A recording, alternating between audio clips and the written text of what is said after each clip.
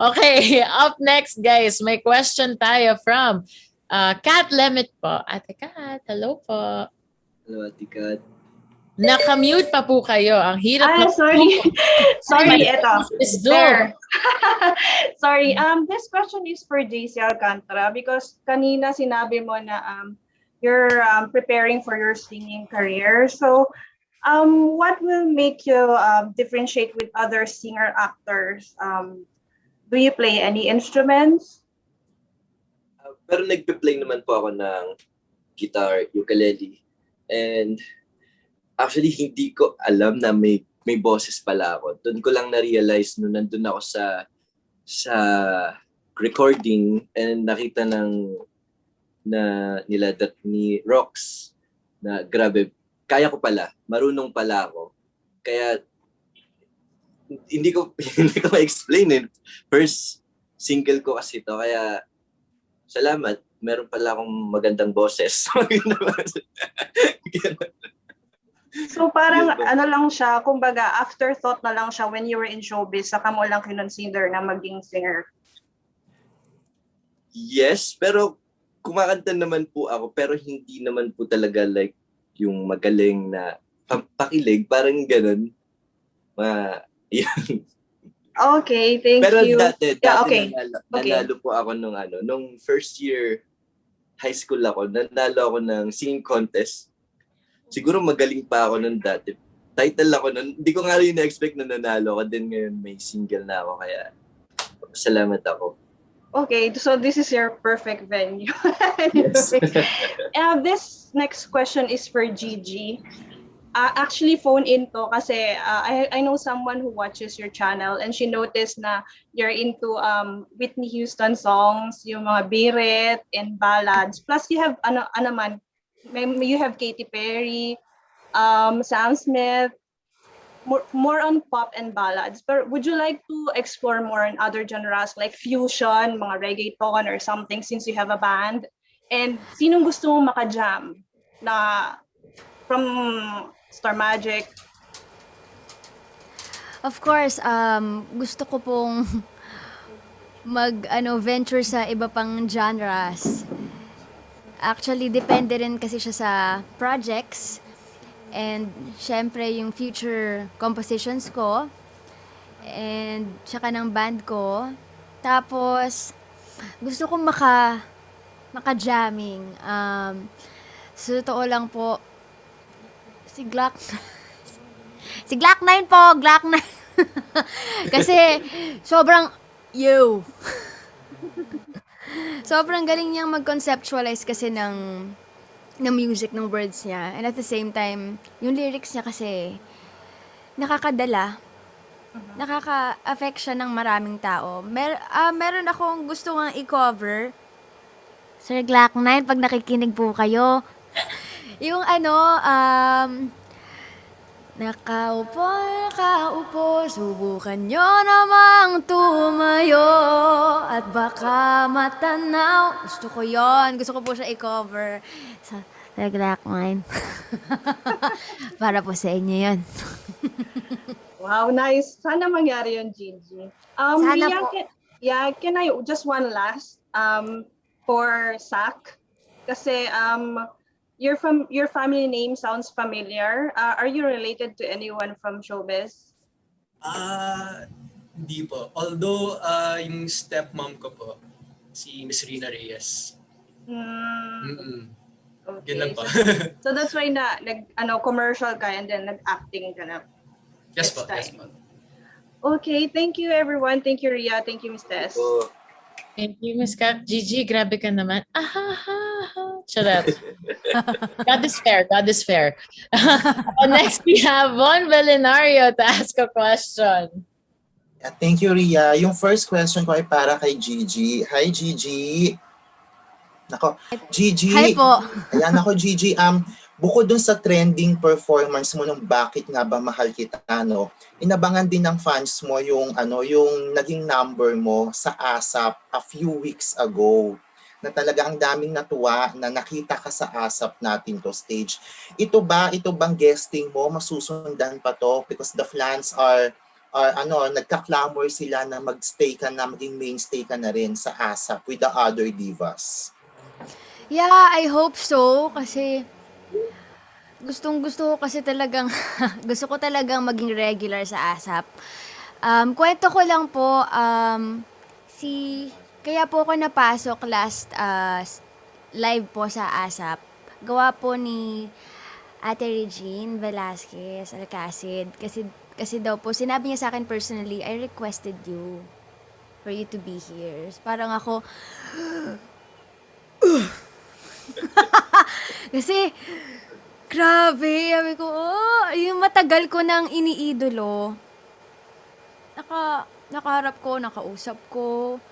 Tapos yung trato sa akin na parang kaibigan, kapatid, na hindi ko ine-expect kasi si Ate Regine, ang tagal ko na siyang iniidolo. Bata pa lang ako. And pinangarap ko talaga na kahit man lang yung makita ko siya ng ganyang harapan. Kahit di ko na siya makausap.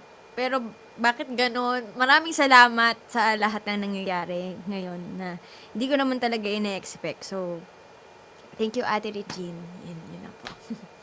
So, Thank you din po So- sa management, of course. Dahil sa Oo. opportunity na ito. Kung wala rin Ako- sila, hindi rin ako makukuha yun eh. we're looking forward to see you again. Hopefully, maging regular ka na sa ASAP natin to. Nako, maganda yan. And syempre, yung last question ko na lang is for Ria. Hi, Ria. So, sinama na kita dito sa Q&A. Ano atin? Let's go. Charot. Oo. Gulat siya. Syempre, Ria, kilala ka bilang talagang advocate ng youth vote. Last year mo pa to pinupush or a few years ago mo pa to pinupush. Pero I wanna know your thoughts na rin because it's a few months na lang election na and matatapos na rin yung ang pagpaparehistro. Sa tingin mo, with the death of political icon, particularly si ex-President Pinoy, how will this change the landscape or mentality of youth votes, particularly the Gen Zs and the millennials when it comes to voting? Grabe naman. Ikaw naman, di naman ako ready maging advocate. Joke, etchos. I think kasi if it sparked movement and change in the 80s, and if we say that our country works in a cycle, and then most likely it can inspire more people to go out and register. Right now, we are at 61 million registered voters for the elections next year. That is 12 million short of the required maximum capacity of 73 million registered voters. And I think that this is another way for people to wake up and realize na we do deserve a leadership that will take our people next level, like Star Magic to the artists, ganon. Okay? Happy? Okay na. Okay. Thank you, Ria, for sharing your thoughts. Thank you. And thank you for supporting my cause. I appreciate that you look into that beyond just me being a celebrity because it really means so much to be able to use my platform. Thank you. Okay. Thank you so much. Thank you, Miss Tess. Thank you guys. Nako, ang init. Whew. But yeah, guys, grabe.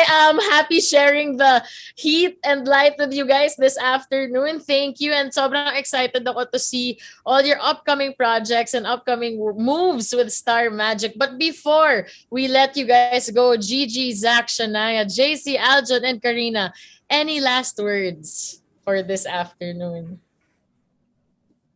Oh, we can start with sige, Shania, let's go. Ayun, first, I just want to say maraming salamat to everyone who was watching, and thank you to the print and media for joining us today. And of course, I want to thank everyone for their support, and for more updates about us, please follow Star Magic Philippines and Rise Artist Studios. Thank you, Shania. Zach? First and foremost, maraming salamat to our media friends. Hopefully I can meet you guys pretty soon. And yeah, soon is coming. And I'd like to thank everyone rin that's watching right now. Yeah, also please follow Star Magic Philippines sa YouTube, Facebook, and if you haven't followed on IG, please do. So, yun lang po. Thank you, Zach. Correct. Karina Bautista. Ayun, so kukunin ko na rin tong opportunity to say thank you to Star Magic and Rice kasi wala kami ni Aljo nung mismong Black Pen event day. So, ayun, thank you so much. I would have loved to be on there on stage with Shania and everyone. Pero, yun, so hindi naman nabawasan yung pagiging thankful ko and yung pagiging blessed ko for this year because of this management. So, I'm looking forward. And ayun, so thank you so much. Please follow Star Magic, Rise, Star Hunt. And good luck sa ating lahat, especially to us. Looking forward to work with some of you as well. Pwede na akong kumanta. Tiji, Papa siguro. Pero, ayun, so, thank you guys. And kahit wala ko doon, please watch the Black Pen event day, July 18, tama ba, Tiri?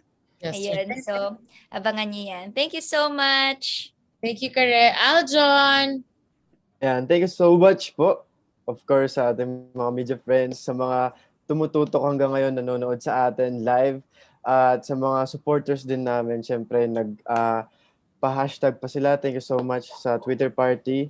And of course, sa Star Magic, sa Rise, sa Star Hunt, thank you so much sa trust talaga. Sobrang very, very grateful kami dito. And ayun, iniimbitahan din po kayo na manood ng Black Pen Day sa July 18. Mapapanood po yan sa A to Z Channel 11 and sa Kapamilya Channel. Thank you. Thank you, Aljon. Gigi? Ayan! Taas na energy. Ay, maraming salamat po sa lahat po ng nanood ngayon. Maraming salamat din po sa Rise Art Studios, Star Cinema, Star Magic, sa media friends natin na nanonood ngayon. MediaCon, thank you for having us. And sa mga taga Second Floor, mga taga Bariwas namin, mga GG Vibes, ayan na nanonood, maraming salamat din. And guys, abangan nyo din ang susunod na MediaCon po sa Monday, July 5, kasamang iba pa namin kapamilya sa Star Magic. Mapanood nyo po sa Star Magic FB and YouTube channel. And shoutout po pala sa kabanda ko, LA John, Jake, Romeo, GG Vibes Band, and Triton Studios, ang team ko po. And maraming salamat po. Thank you. Thank you, Gigi. Abangan kita sa YouTube. Tracy! Yun, maraming salamat po sa mga nanood ngayon at saka sa mga media friends and of course sa lahat ng supporters namin dito na nagpapatrend. Thank you sa inyo. At yun, follow nyo lang po ang Instagram and Facebook ng Star Magic para lagi po kayong updated. And of course, sa July 18 na po i-air ang Black Pen. Yeah. Black Magic Pen. Yes. Yun. Good. Ayun, July 18 po. Sa A to Z channel. And I want.